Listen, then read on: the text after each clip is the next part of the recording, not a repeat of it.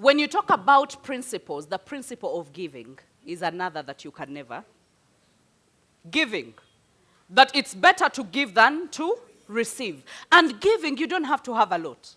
You can give and give from what you have.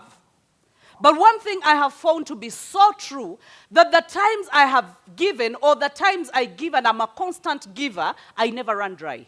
Oh, yeah. It's like there is a way everything orchestrates and conspires to put everything in my hands so that I can lend a hand.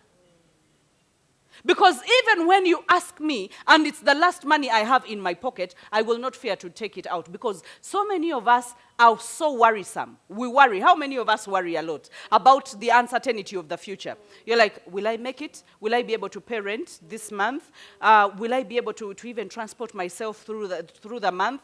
Will I be able? So you keep worrying and worrying and worrying, but worrying has never added anything to anyone.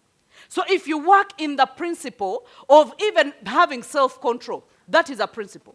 You have self-control and your life is in order. The moment you don't control yourself, your life is confused.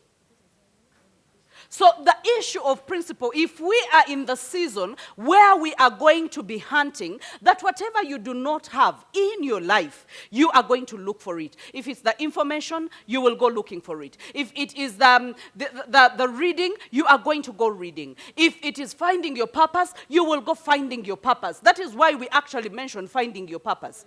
But actually, you're not finding your purpose. You're just uncovering and unveiling your purpose because it is internal.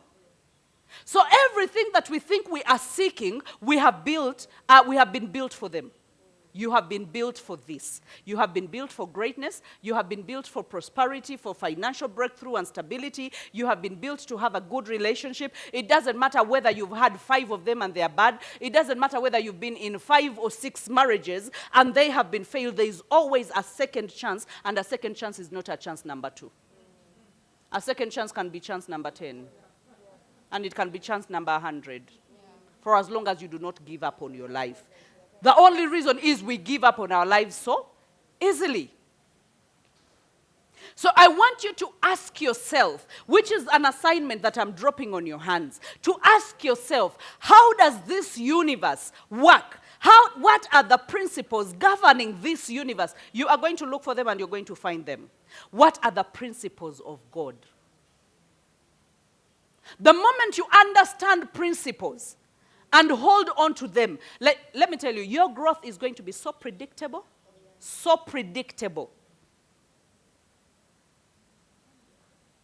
The other principle is about vision, envisioning your life or visualization, and you becoming what you have visualized. And that is the principle that Coach Marjorie speaks about day in, day out. Go to her YouTube channel. She has courses that she has done only about vision boards. Let me tell you, you can think that it's a cliche, people are talking about vision boards.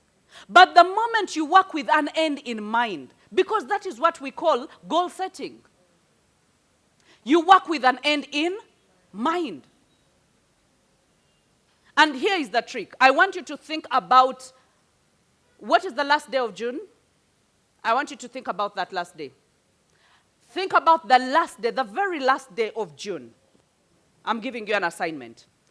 And write down how you feel on that very day about your life. You're writing it now. You're going to write it now. You're not going to write it in June. I want you to write about what you would like to feel that day, where you will be, what will have happened in your life. I'm serious about this because I will have to read some of those letters. And it will be a Friday. Thank you very much. I want you to write it today when you go back. Write about that day, about where you will be or where you envision to be. Okay? What will have transpired? I will give you an example. I can say, because I usually map out my time, and it's very possible that I will have traveled, according to my timelines, I will have traveled like 3 days back to that date in that week. Now, I can say that, okay, and on this day, I will have just arrived from this destination, and maybe this is what I did at that destination, and maybe this is what I'm going to do that day. Maybe, for example, I will say I have like booked engagements for that whole week, back to back, and I'm like, okay, and you know, I had a very good time in devotion with my husband and my children that very morning. We talked about how our incomes have tripled from the time that we set the goals in this right now, because this is the last day of the month. And then you're like, okay, so, I mean, we were grateful about how we had tripled our income. For example, I can say, because currently we are constructing some Airbnb, and I can say that in June, this day, I am so thankful that the Airbnbs are they're already functional. We have people that have taken up, and people have booked, and you know, we have so many bookings ahead. And so I am envisioning, it's not that they have happened. I want you to write that day like you envision how your quarter is supposed to be. Do you get me? So after that, because you're even supposed to write an action and an action point, okay? And the action points are going to be broken into monthly.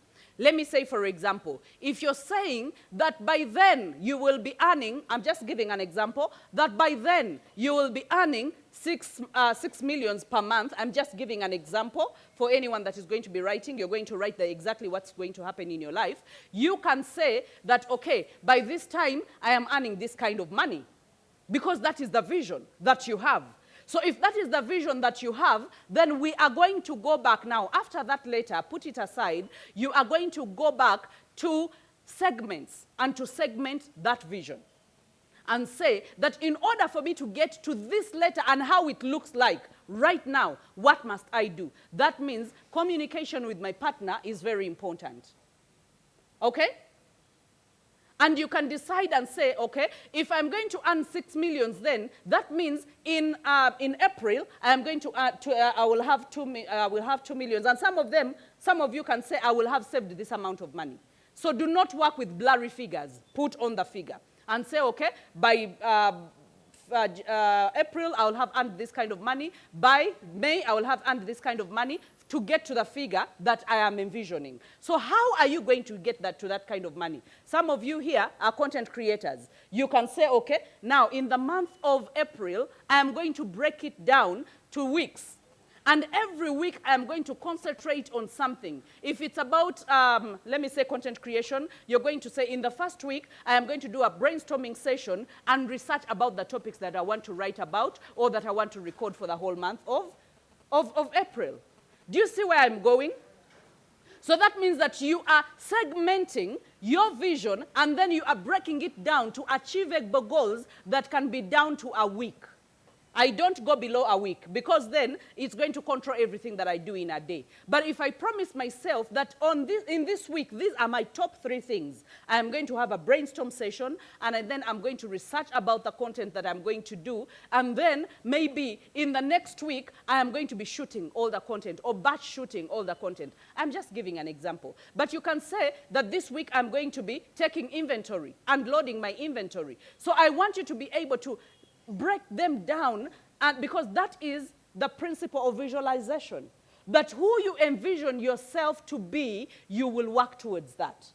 You will backtrack and be able to say, okay, if I want to be this person, if I want to, for example, for some of you that are believing God for weddings, okay, and say, even if you don't have a man in your life right now, even if you don't have a woman in your life right now, you can still set a goal and say you're going to be in a happy relationship by end of June.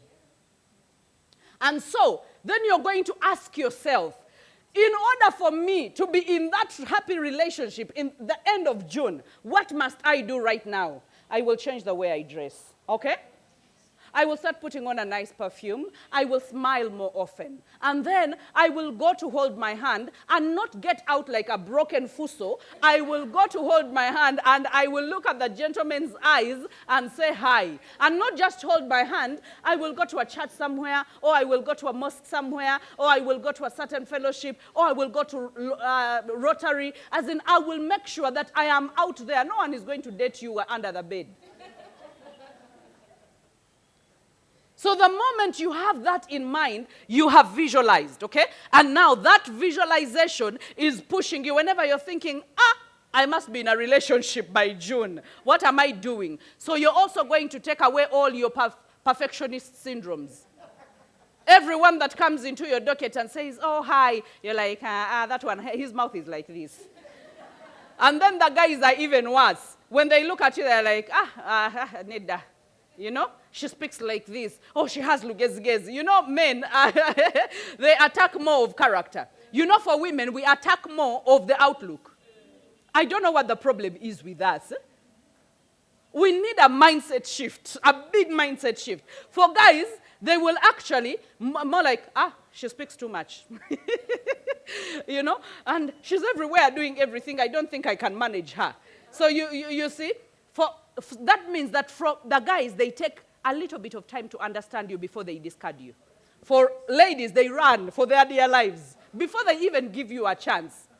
So we tend to be the foolish Galatians because we bewitch ourselves.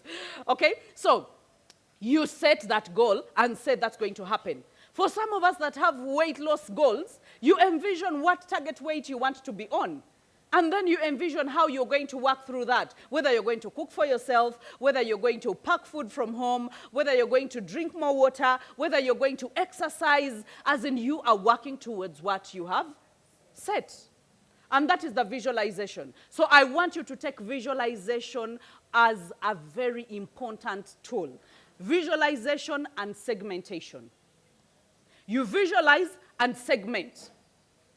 That is going to take you a long way. I know we will go into detail, we will dive into details about this when it comes to the business club, because then we have to do this in the boardroom with you. If you're in the business club, yes, we will come with charts, we will come with pie charts, we will come with everything and graphs and make sure that we do that system together and hands-on, and then make sure that we bug you and nag you until you get out of your comfort zone. Okay? So I want you to get into the hunting mode. Okay?